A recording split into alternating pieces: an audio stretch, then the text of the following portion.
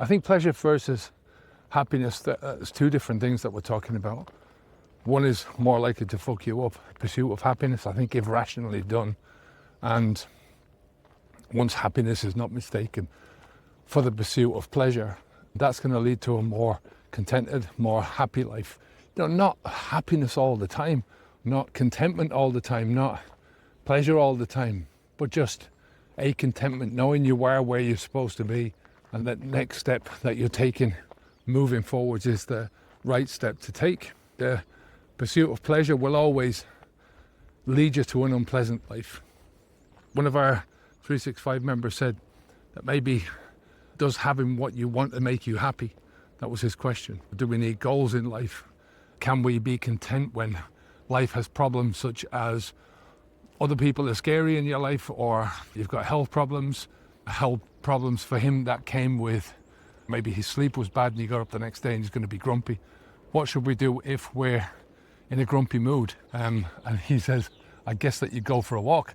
And for me, that's, the answer to a lot of my problems seems to be not the fact that I'm going out for a walk, but that I'm using the walk to think and to try and think through problems. And the walk facilitates that for me. I think a lot of the time you've got people who are really trying to eliminate problems from their lives. And that's not the goal. I think the goal is it's like climbing a mountain. You look over and you see another mountain over the top, and then you climb that mountain and you see another mountain in the distance. As you're moving towards the horizon in your life, the horizon is also moving and shifting. So problems give life meaning. Problems give life things to pursue them. It's not the problems themselves, it's how you look at those problems. The life without alcohol has just given me so much. It's given me the ability to think clearly on a day-to-day basis, on a moment-by-moment basis, but also to build on those clear thoughts. And that is it's the accumulation of clarity that helps. So I can't imagine my life without problems, without difficulties. The fact that you're going to die, that gives you a reason to live. If you weren't going to die, people would just go, hey, what's the point? I'm not going to die. Do you get what I mean? Health problems, I think they're going to come.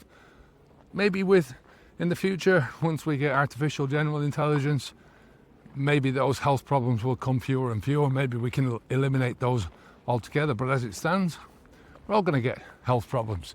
Shit nights are going to happen. It's not that you have a shit night every so often. It's that you have chronic shitty nights. If you have the odd problem to solve and you solve those problems, then it's a good thing. And then you get to the next problem, But it's chronic problems, as in you have one problem after another, and you're not solving them.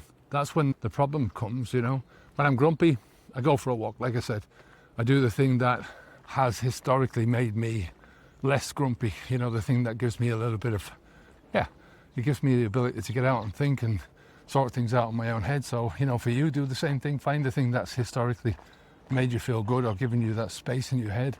Sometimes feeling grumpy as well is a good thing. Ask yourself where the grumpiness is taking you. Ask yourself why you're grumpy.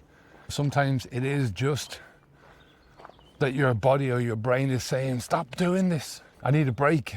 And the grumpiness is, or for other people, just grumpiness in general is a good thing.